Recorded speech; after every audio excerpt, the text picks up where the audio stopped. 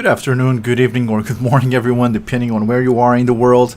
This is the Evan Studios Not So Weekly podcast. I am your host, Stark, and today we are going to talk mostly about Bloodlust. But first and foremost, I noticed that there's almost no one in chat. I think there's literally no one in chat. So today I'm just going to have a chill day just talking to the microphone and have just no one being here. Oh, never mind, Pixlayer is there. What up, Pixlayer 1001? So apparently our usual suspects are not here today. I'm going to break the podcast today into three parts. I'm going to talk a little bit about what's happening to my life in the last month or so, which this is going to take like a couple of minutes at most. And then I'm going to talk mostly about Evan Studios and a little bit about the podcast and our plans coming in the future. So this one has been kind of rough on us. I've been having structural issues in my house.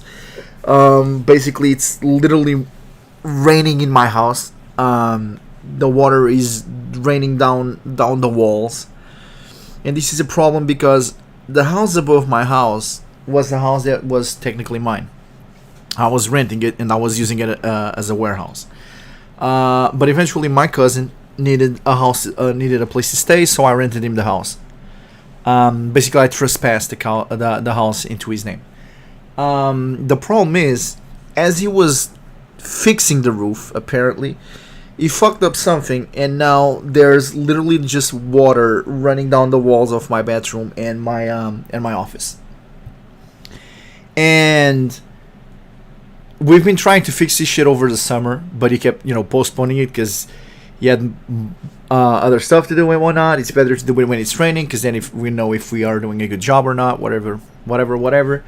And first he tried to fix the roof. That shit didn't work. Then he tried to fix the caleta. I think you guys call it the. It's basically the spot where the water drainers. Basically, it's the spot where the water falls there, and then it drains down some pipes and supposedly onto the ground, and you have to clean the gutters. I think that's what you guys call it, the gutters. So he tried to fix the gutters because the gutters were full of holes. That wasn't it either. And then I kept telling him, bro, it's literally it's the tube going inside the wall, just inside my walls. It's literally in the place where the tube is. It has to be that. The tube is full of holes and shit. So, yesterday, finally, we decided to, break the wall and try to fix the tube. The tube was completely clogged. It hasn't been fixed in, 60 years. And it obviously, it was full of holes. So we tried to fix the tube. To begin with, the junctions were absolute fucking garbage. They put the junctions the wrong way, because supposedly when you create a junction, the big hole stays on the bottom and the smaller hole just comes from the top and enters the bigger hole on the bottom, not the other way around, because then that way water leaks. So obviously there were problems there. We tried to fix that. I was like, this is still not gonna work. And they're like, no, trust me, bro, it's gonna work. It didn't work. So finally we went in and got some tubes. We created we cut the tubes that led to my house, and now the tubes go from the gutter straight to the street. And today it rained like shit, and I no longer, thankfully, have water in my house. I can take some pictures and post it on Discord for you guys to check it out, how it looks when it's literally raining inside your walls. So yeah, finally I'm going to be able to fix this shit. So yeah, there's that. Another thing that has been happening, Isaac has had to leave the city for a while because his grandfather is pretty ill. His grandfather was pretty much the person. It was pretty much his father figure his entire life, and he's going through some stuff. And he had to move back home to help his mother take care of his grandfather. But thankfully, he's already here at Lisbon again, and well, soon he's gonna have to go back there and whatnot. But we've been able to do a lot of work in between that. The only thing that has been suffering in the last few in the last few days, or in the last month, so to speak, it was literally the podcast. And the reason why is I've been waking up every day almost like 4 or 5 a.m. The podcast right now, I'm trying to do the podcast where it's the time where most people are going to be able to attend. It's 8 p.m. for me. For someone that wakes up at 4 a.m., 5 a.m., by the time the podcast starts, I am exhausted. And not only that, the podcast was on Wednesdays, and since my girlfriend's car got fucked up, I had to start picking her up from work on Mondays, Wednesdays, and Fridays. But that's no longer an issue because the place where my girlfriend used to work at is going to close. So yeah, she's technically going to be fired because the place is just going to close. So yeah, I'm probably going to move the podcast back on Wednesdays, and we'll see. Now I'm going back to adjusting my sleeping schedules. It's been really, really rough to do so ever since I had the burnout. I have experienced moments of exhaustion where I've never felt like that my entire life. Like when I say exhaustion, I don't mean tired, I mean exhausted. I mean I'm trying to keep my eyes open and I can't.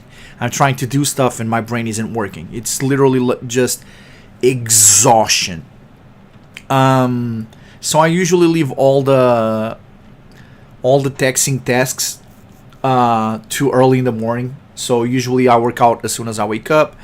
I do all the heavy lifting, all the heavy stuff that I need to do on a day. I usually do that in the morning. So at the end of the day, by the time it's time to do the podcast, I am completely dead.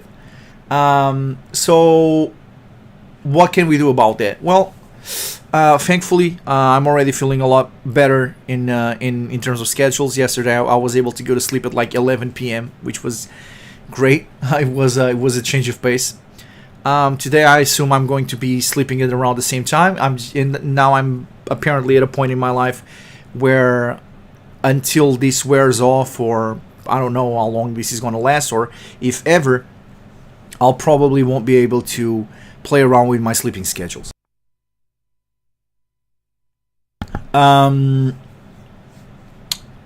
So yeah, that's pretty much it. I will have to be very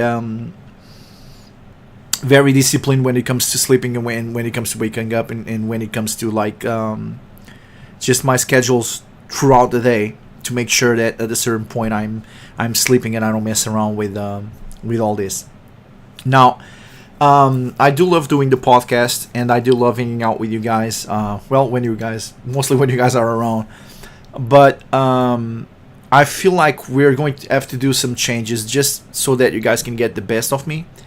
And especially because there are weeks where it feels like if I do the podcast, there's nothing but technical stuff to tell you guys. So I would love to do kind of like a podcast format where, the original meaning for the podcast was for you guys to be able to get some time with me and be able to ask questions about the game and discuss what you've played and where you guys would like to see the game in the future, and for me to spoil a few things. But it hasn't been this back and forth that I expected originally, and it just became like an entire hour of me just talking. Also, Isaac is at this point. He's just is working from home. When we started the podcast, I started doing the podcast with Isaac, and now I'm just doing the podcast by myself. But yeah, I'm sure Isaac will love to spend a lot of time just talking about stuff about the game. So I'm gonna see what we can do. If we can do like a shorter version of the podcast, so I can be here every week.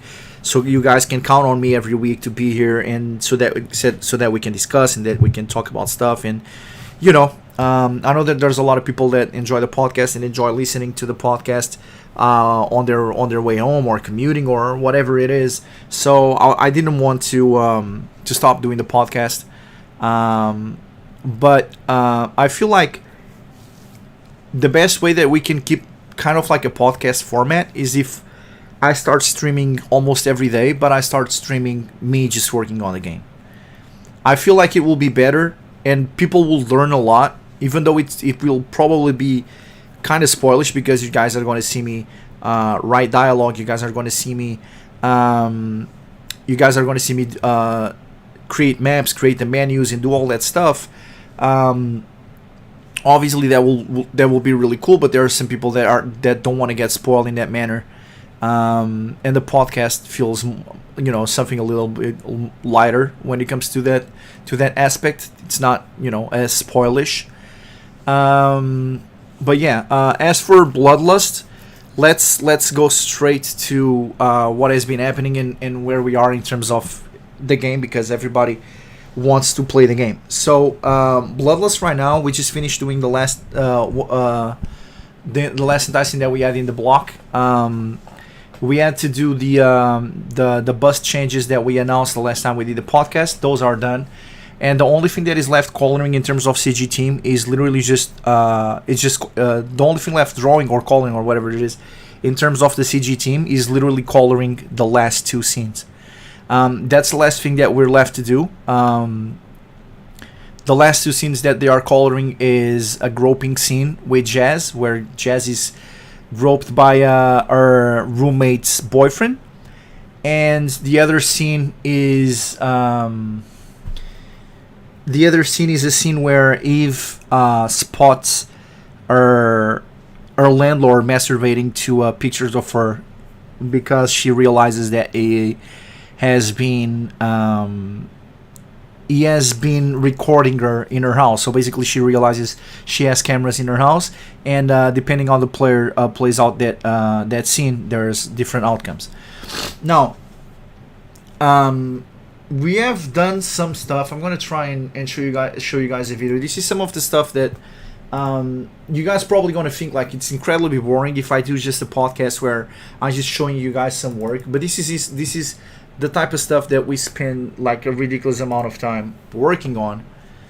And at the end of the day, like people probably don't enjoy watching garbage like that. I think this is it. Okay, yeah, this should be it. So this is just to give you guys an idea. Let me try and mute this before you guys start hearing Portuguese. But this gives you an idea of what we are working on. So basically, right now in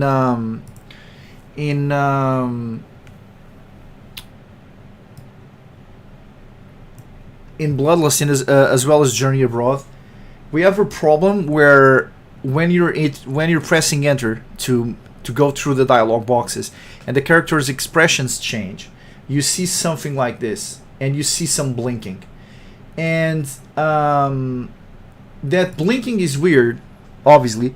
But this is how it blinks on a high-end computer. On a low-end computer, you see everything blink. You see her clothes blink, the character blink, you see the air blink. Someone posted, let me see if I can get the video directly from Discord, because we knew this was an issue. We just had no idea it was as big of an issue as it is until someone posted a video. Yeah, I can download the video. I'm gonna play this so you guys can check what I'm talking about. This is how it works on some computers. Doesn't even need to be low-end computers. The person who sent me this video definitely looked like a mid-range computer. So obviously this picture is. Let me try and fit to transform. Let me try to fit the screen. So this is obviously gameplay out of Journey Abroad, and basically this is what happens in this computer. Like as is like holding, trying to skip text, you see these huge blinks happening, which is literally the entire character assembling. And oh my god, yes. And in high-end computers, this doesn't look as bad, but it still looks bad. I just didn't know it looked this bad. So obviously this is a massive problem. Here's a problem. Uh, Here's the underlying problem. I think this is the video again. Let me make sure that this is, yep, this is the video. Let me go back to, oh, you guys already have it here. Perfect. So this is the problem. And yeah, you see, here you only see the expressions kind of blinking, but it's whatever. So we found a script that preloads images, right? And that's the only way to do it. So the way it kind of works, okay, is what we do in terms of like preloading images. This is going to look really weird, but it's something like this. Let me, can I type here? Will you guys see it? Okay, so instead of like having load image X and then dialog box load image Y, dialog box, okay, instead of running something like this, which is usually what you will run in RPG Maker, what we need to do is load image A, opacity image A to 0, and do this for as many images and as many busts as we're going to use. So this can be up to 200 images. And we're going to give them different IDs. So picture A is going to have ID 1, picture 2 is going to have ID 2, picture 3 is going to have ID 3, and this is going to be a crazy amount of work. Games where the character busts don't move as much, or where characters only have like 2 or 3 different faces and they rarely change or whatever, since there's not a constant blinking, what people do is, first and foremost, they fix the they don't have the busts and the faces. They put the busts on top of the faces and they load the entire image. And since it's not constantly like switching, it creates kind of an illusion where it doesn't blink, because it switches from character A to character B, and then it switches from character B through character A, and only in those moments you see the face switches. So basically they work around it. Obviously that's not what we want, because as you guys want, ever since Fleeting Iris and everything that we have worked in between, we believe that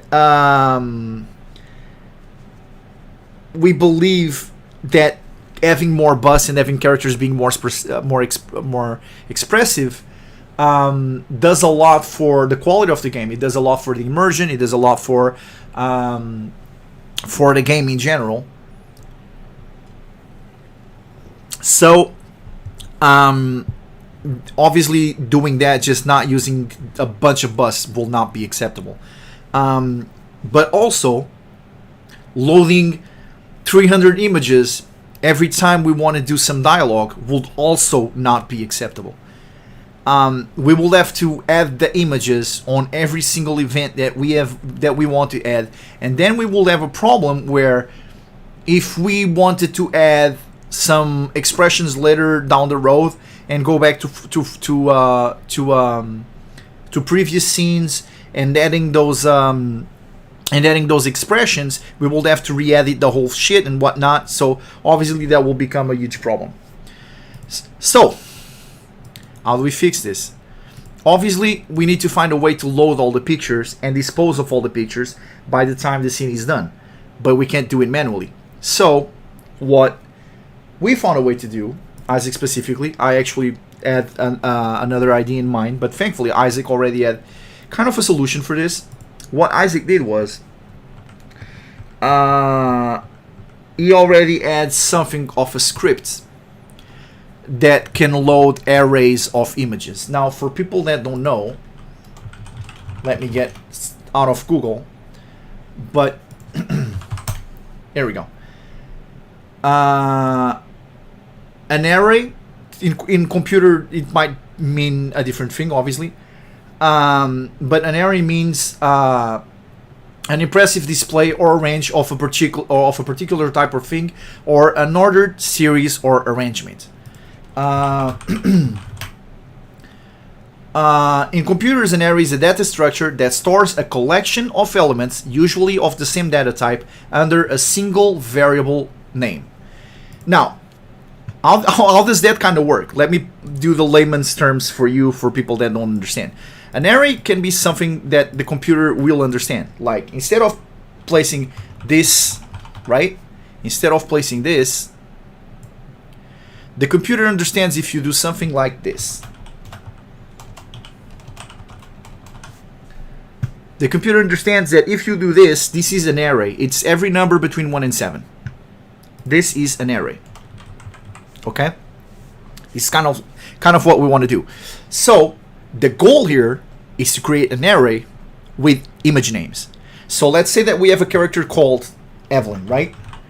And we have Evelyn, and we have a bust that is called The Office. And then we have Smile 1, and then we have another image called Smile 2, and then we have an image called Talk 1. So what we do is create an array, or use this script to load an array of every picture that starts with Evelyn Office. So we just need to create an array between the first one and the last one.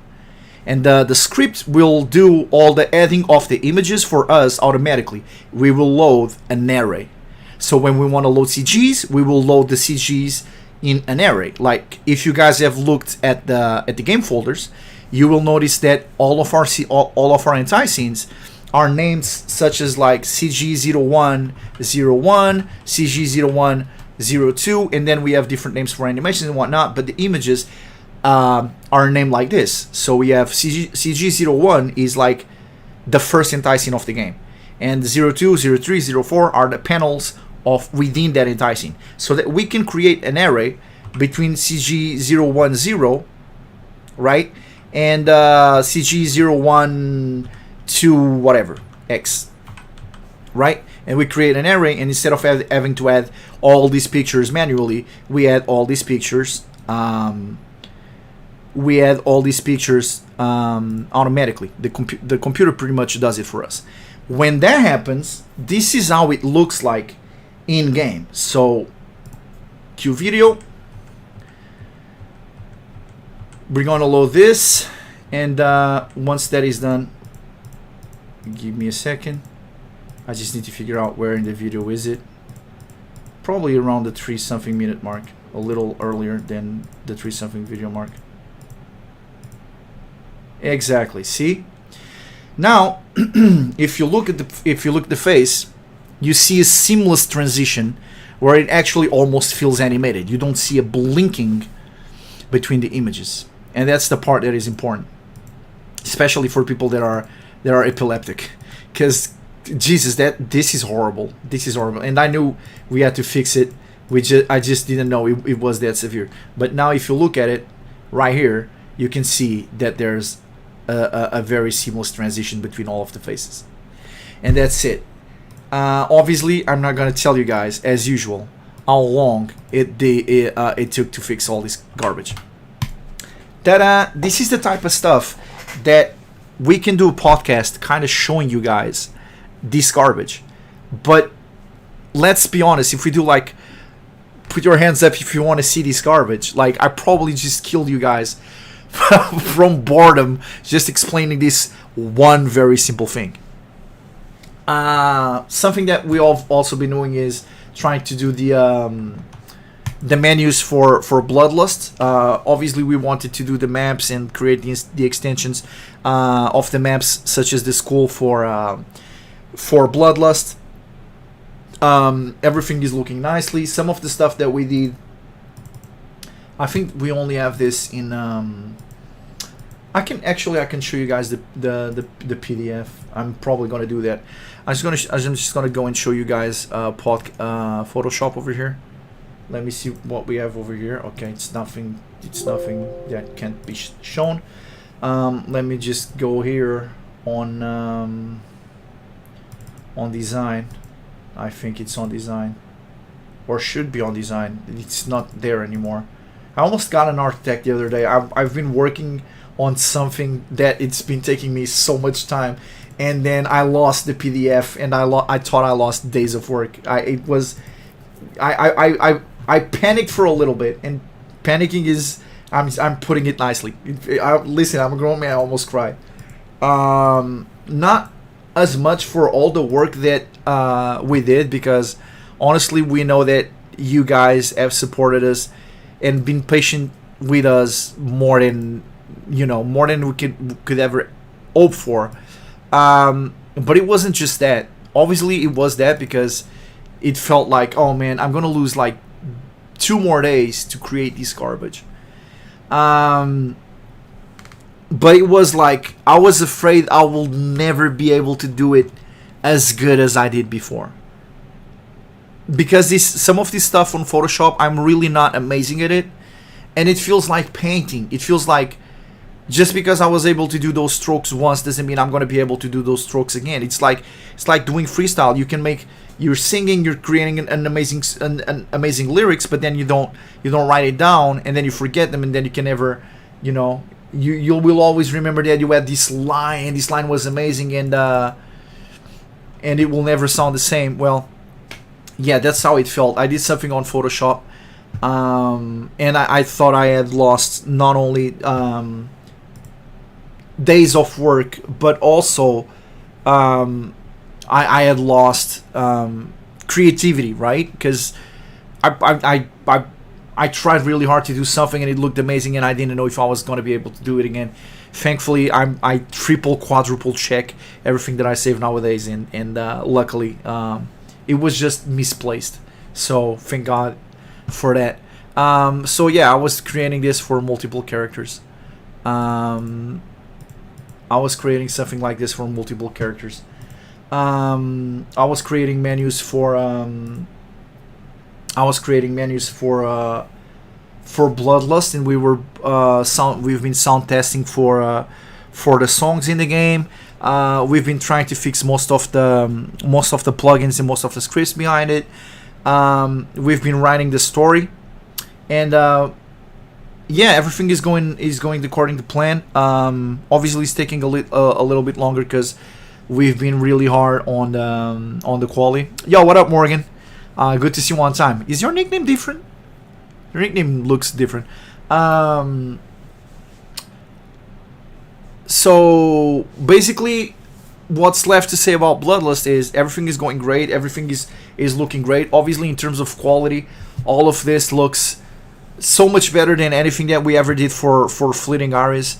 The soundtrack is beyond anything that we could ever have imagined for Fleeting Ares.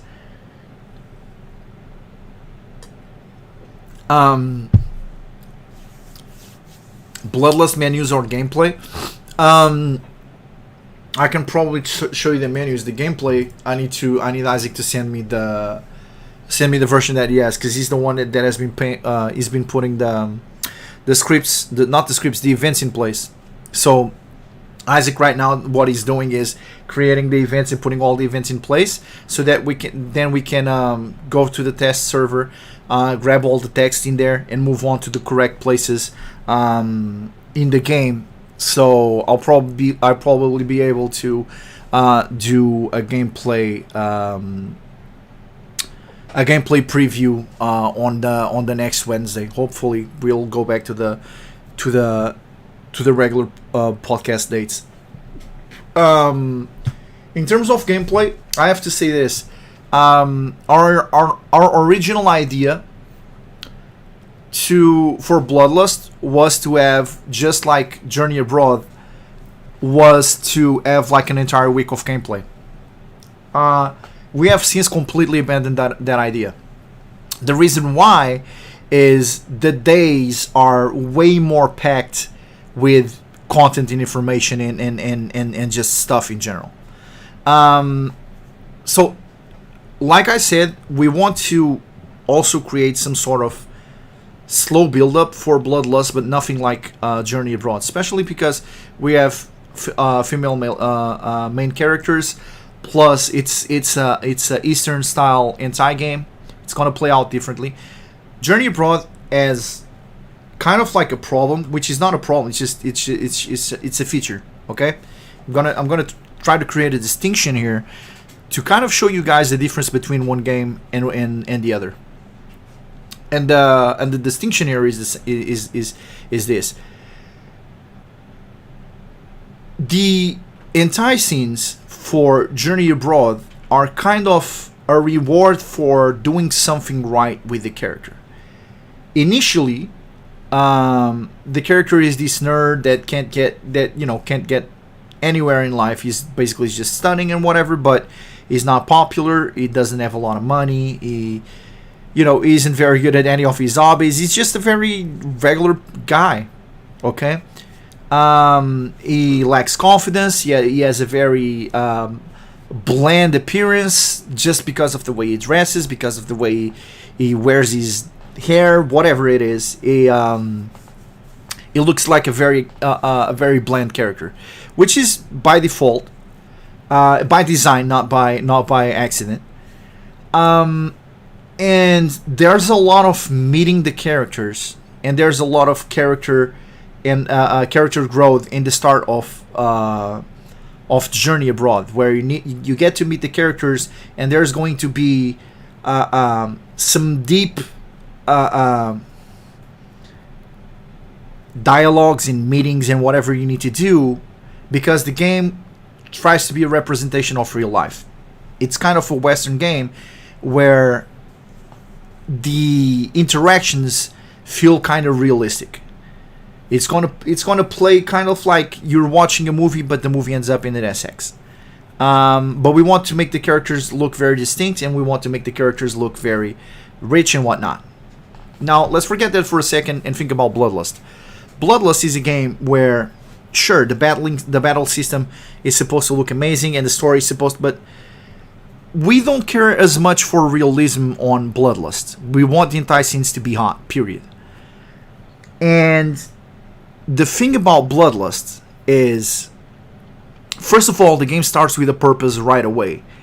Journey Abroad is kind of like an underlying story, which we already got an introduction for when you have the dream with the character and whatnot. It kind of starts off something, but it's not too apparent, nor it's important right now.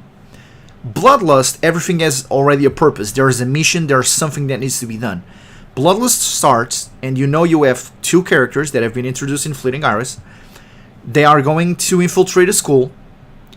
They already know some of the people that work in that school, and the characters have instant purposes. They don't spend a lot of time meeting characters for the first time or trying to get to know someone. It's very fast paced. The first few days, you go to your office, you get briefed on the mission, you need to find a place to stay. Jazz goes in and finds a house to live with a student of that university. Evelyn goes to an interview to become a teacher on said school. She goes to an apartment complex to get a place to live. She meets a landlord there. You meet some of the antagonists right away. So there's a lot of action that goes on right away because the game has an underlying purpose. Journey Abroad feels like early on that you're kind of lost. Your goal is go to school. And that's not kind of like a big objective, right? It's just something that should be trivial. And it is very trivial. On Bloodlust, you instantly get a lot of story right away that you need to explain to the players what the plot is, what is going on. So, as we're in Journey Abroad, you kind of have like a very busy first day where you haven't seen your mother in a bunch of years, and you realize that she's a lesbian and she's married with someone else and whatever. The first day is very, very, very fast, very furious. But the other days is literally just meeting characters, trying to find a job. But everything is very trivial, and the conversations are bland. Like, you can skip most of them. You will lose a lot about the characters. But in terms of plot, you can literally resume this conversation by, he met this character and scene, right? Everything that you see there is just character growth. Now, in Bloodlust, the first few days, is plot advancement. So they go get briefed, they go get their new identifications, they go find their new houses, they go to their new jobs. There's a lot that needs to be done that is underlying on the objective of dismantling this drug stuff, and figuring out why people are turning into zombies, figuring out why some girls are showing up pregnant even though they say that they didn't have sex. There's a lot of information that is going to be barraged into the player right away, right from the get-go. So instead of having an entire week of gameplay, we are going to have 6 days, 4 of them gameplay. Because we're going to have the Friday, which is when they get briefed, the weekend where they get, prepared to move on to whatever they need to do. Monday is when they go to school for the first day and when they move to their new houses. So during the first day, you're already going to see Evelyn going to school, meeting everybody at the school, meeting people that she knew when she was younger. You're already going to get kind of an intro for the school principal. Evelyn going back to the apartment building, meeting the landlord, doing some stuff. You're going to see Jazz going to some houses, trying to figure out a place for her to stay, going to classes, the subway trip, which is going to be important really early on because you're going to see some molestation scenes with Ayame. It's going to be kind of like a teaser scene that can lead to something later down the road, or not if you do your job and you stop that scene. So there's going to be an entire scene right away almost every day. You're going to meet the janitor, you're going to meet Jazz's roommate boyfriend, you're going to meet the landlord. Almost all of those characters you are going to have a deeper conversation with that is going to improve the plot a lot right away. So what I'm trying to say is you're going to have less days of gameplay, but it's probably going to be just as much in terms of content. It's just going to be a lot more condensed. There's going to be more enticings that there were in Journey Abroad. There's going to be like 6 or 7 enticings if I recall correctly. There's going to be some touching, some nudity, some whatever right away. We didn't want to do something too shallow for the first patch because, like we said, Evan Studios is not doing great in terms of finances, and we wanted to get both patches ready in order to release both at the same time, so we can talk to our dev friends and whatnot and advertise both games at the same time, pretty much anywhere we can. And we want both games to be able to stand on their first patch. And we definitely feel that about Journey Abroad, and we definitely feel that about Bloodlust, as long as we are able to deliver as long as we are able to deliver everything that we propose to deliver. Okay? So far, so good. The game is looking amazing. The storyline is looking great. The dialogues are looking great. I'm happy with them just as much as I was happy with Journey Abroad. A lot of the systems that could become a problem are not, because we dealt with a lot of the issues with Journey Abroad, since we are using the same system. The only thing that we are not using yet is the menus, because they still need to be coded. I'm still doing the front end in terms of menus. There's a lot of it. And once I'm done, we need to send them to our plugin artist to try and create the backend for those scripts. But in terms of gameplay, in terms of what we have planned, and in terms of if we consider that the game as it might even be too fast, but the thing is, none of the things that happen I will consider this is too convenient to progress the plot or whatnot. It's just, the thing is, we found a way to make everything happen seamlessly, right? And I don't know about you guys, but it's just, after, it's kind of like being a curator of hentai at this point. I know I don't have the ultimate word on hentai. No one does. Like, no one knows what is good, and I don't know, man. It's just at this point I'm 40 years old in my life. At this point, I feel like I'm not entirely sure about anything. Like, the more I learn about something, the more I'm like, this works here for to this day and age. Something that is a law of the universe today might be completely wrong a year from now. Like, at a certain point, what the fuck do we actually really know? We don't know shit. And I might think like I know hentai games, but sometimes I don't. So you need to find kind of like a metric to realize what is good or what is bad. And honestly, for me, money is not it. Because I know there's a lot of games that have a lot of supporters and they have a lot of money. And I can objectively explain why that game is kind of fucking trash. Okay? But as long as people enjoy it, who am I to tell, hey man, you're having fun the wrong way? Like, I'm not going to do that. But regardless if a game is good or not, something that people told me not too long ago, which completely changed my way of seeing a game, seems to be true even on games that have found success despite of it. Okay?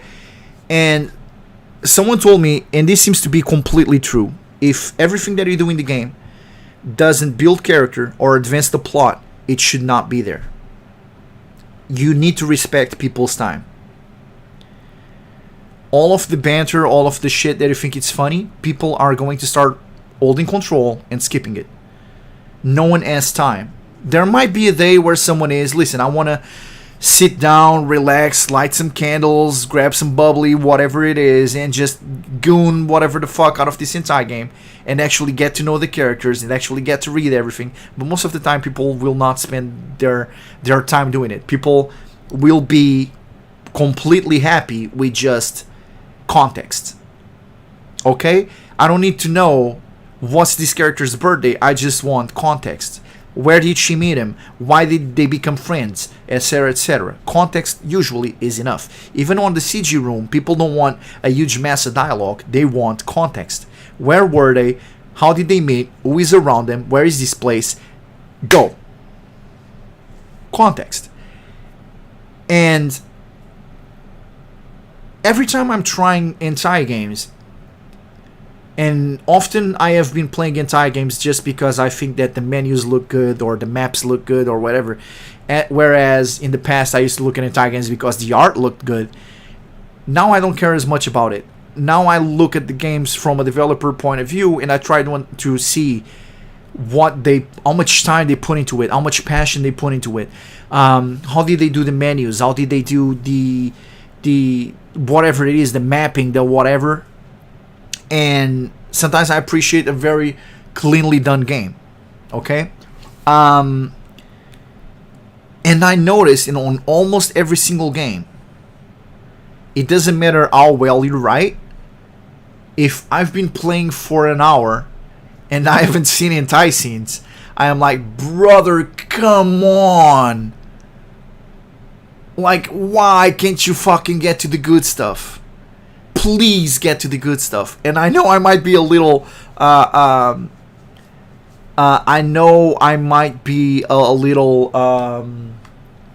doing the same thing or on Journey Abroad a little bit. We definitely want to clean that up right away from the second patch. We threw some hentai into there, but we were like, okay, this space might be okay for Western style, but for Eastern style hentai, this has to be like mangas. Every day needs to feel like something happened. Every day needs to feel like an episode. Every day needs to add something interesting to the game. And if it's an entire game, you can replace the word interesting by mature. You need to replace the word interesting by hentai. Something needs to happen every single day. And you need to find a way within the boundaries of realistic to stitch everything together. And that's what I think we did for Bloodlust. there's a scene where Evelyn is showering. There's a scene where Evelyn is completely drenched in sweat, and you see a version of her and a younger version of her. There's a groping scene already. There's there's actually two groping scenes already. So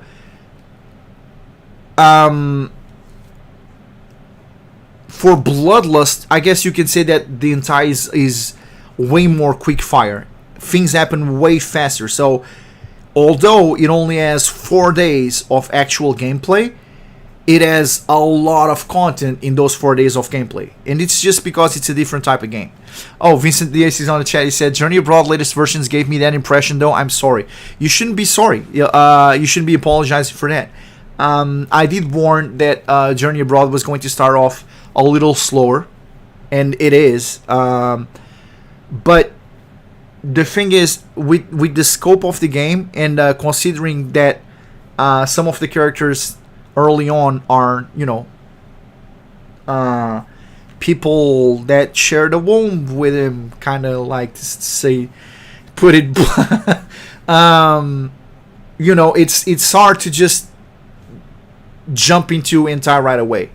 However, we did see some hentai. And there's a new scene that you guys haven't seen in the latest version that we're going to release when we release Bloodlust, because we definitely felt like, this game needs a little bit more hentai, at least early on. So he's going to be watching some porn early on, and we also were trying to create a version that was safe for Patreon, because we can't have any sort of family interactions on Patreon, right? So we wanted to create a first version that people could check without getting a subpar version of the game. We are going to have two versions of the game, obviously, one with that and one without. And we had an idea originally where this idea has been used in many games where the character dreams about a certain character, but they are not actually with that character, right? Which would work as kind of like a warm-up, but the thing is, we feel like the next week is going to have so much hentai already, and you're going to have so many interactions already, that this early week being a little slow is going to be the second week is going to make up for it. It's just that it's a slower game with a different type of gameplay. That's what it is. And I was going to get to that. I feel like in Western style games, like what's its face? That game that everybody knows. Summertime Saga. Jesus, couldn't get there.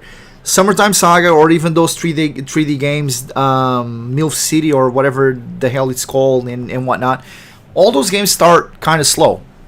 The thing is, you eventually need to make up for it, and once the ball gets rolling, it needs to stay rolling. Okay, but I don't think that the same style is equally accepted in Eastern style hentai.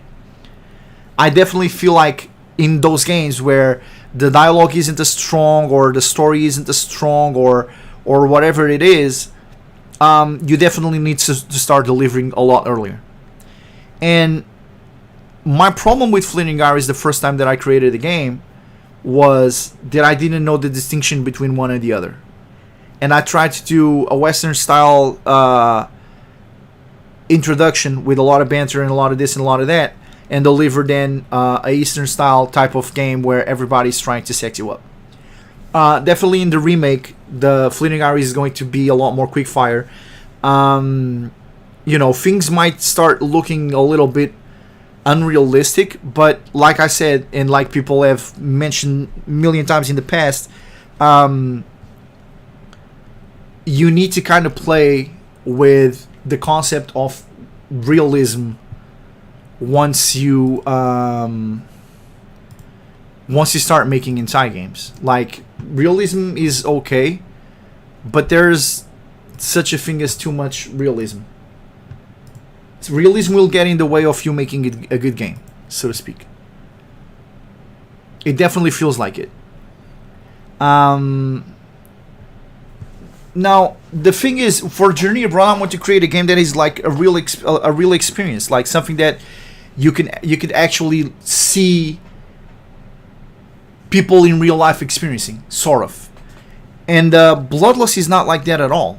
It's a completely, ludicrous scenario with a ludicrous setting where legally CIA putting operatives in a school like that is completely unthinkable. We're talking about zombies, and we're talking about mind-breaking drugs and whatnot. It's completely fiction, right? Characters that have suits that they can summon from bracelets. I mean, it's not trying to be realistic. It's not trying to be realistic. So I feel like we can work a little bit more on the boundaries of realism with Bloodlust, because people just want something that looks hot, looks not realistic, but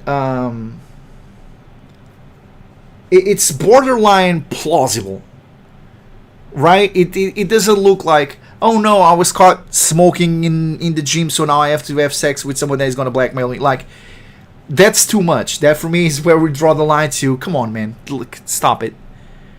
That's,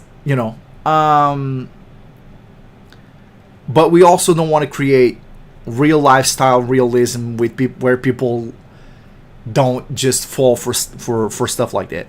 I know the first week of Journey Abroad is not going to be for everyone, and I know there are like two very distinct types of gameplay. We will try to make the first week of Journey Abroad a little bit more bearable by throwing some hentai in there, regardless if it's a character dreaming or him watching porn on the computer or whatever it is. We're definitely going to try and smooth that first week up, but I promise that the second week is going to be quick fire. He's going to meet Ayame. You already saw that scene with his co-workers, so now he's going to do some sort of stuff about it. There's going to be some more intimacy at home. There's definitely a lot of stuff that is going to start happening on the second week, and once we get the ball rolling, it's going to go faster and faster and faster to the point where you can have multiple hentai scenes on a single day, just depending on how you balance your character. Okay. So it's going to play out a little bit different at first, but it will eventually pick up the pace. For Bloodlust, we're going to start delivering right from the start, so that won't be a problem. It's just what I'm saying. Don't measure the size of the game based on how many days of gameplay it will have, but base it on the amount of content that it's going to be in there, which is definitely going to match the amount of content that is in Journey Abroad. And then obviously the game is going to end on a cliffhanger, on a very important note. And obviously once you realize what the cliffhanger is, you're going to you will understand where the patch is going and where all the stuff is going. But obviously there will be a distinction between the Patreon version and the other versions, and obviously you will be able to get a patch that will further ludify the Patreon version, so to speak. But we need to fix Journey Abroad to where some of the stuff that happens early on, we can switch it to the point where they're not family, which will fix a bunch of stuff. And for Journey Abroad, anything that and for Bloodlust, anything that sounds like blackmail, anything that sounds like coercion, anything that sounds like I don't think we have actual rape in the game, but yeah, anything that sounds like a team that can't be delivered on Patreon, we will have to do the scene a little bit different, and then you guys will be able to do a small patch that will convert the game to a subscribe star type version with a lot more anti-content. So yeah, that's pretty much it. I think this gives you guys an idea what to expect from Bloodlust. If you played Journey Abroad, I'm sorry if you felt the game was a little too slow. I do hope that you got an idea for the quality of our content as of late, in terms of menus, in terms of dialogue, in terms of everything that we have put a lot of time into it. I hope you guys see the quality, and you are excited for the same type of quality of when it comes to Bloodlust. So yeah, I hope you guys are looking forward to it. Don't be discouraged by the fact that the game is going to have 4 days of gameplay. I promise you, there is going to be a lot of content in those 4 days of gameplay, and there's going to be a lot of action that will hopefully keep you salivating, waiting for the next version. So yeah, hopefully we can release the game. I'm going to just try to stay create a safety net and say this month. We definitely wanna release it very, very, very soon. Obviously, it depends a little bit on the CG team, how long it will take them to check those to color those two scenes. Jeez, to check. We need to see how fast it's going to take to color those two scenes, and then I can write the last one and put it in game, and then check it out, check the versions, and even if we don't have a final version in terms of bugs or this or that, we will have something similar to or close to a final version very, very, very soon. So yeah, I hope you guys enjoy this podcast. I'm sorry if I bored you guys to death with mechanics and whatnot, but do let me know in Discord and whatnot if you guys would like to see a more active podcast in which I show some map making, some plugin creation and whatnot, and basically just stuff that ultimately becomes what the games you play are. And maybe you guys learn a little bit about game developing and you end up doing your own games yourselves, or maybe it teaches you enough to where you can edit the game and make some edits on Bloodlust, and if you don't like something about the game, you're able to edit it and change it and whatnot. I thank you guys so much for showing up today. The old usual suspects and the new ones as well. Everyone in chat, thanks for participating. If you guys have any questions, do drop them on Discord. I will try to answer those as soon as possible. And I hope you guys enjoy the podcast. I hope you guys are looking forward to Bloodlust. And I will see you guys hopefully next week with some gameplay previews. Until then, I hope you guys have much health, much love, and much fortune. Not by that order of importance, but thank you guys for watching. I'll see you guys next week. Anything, just show up on Discord. I'm always there and always ready to discuss things with you guys. I'll see you then. Take care. See you guys.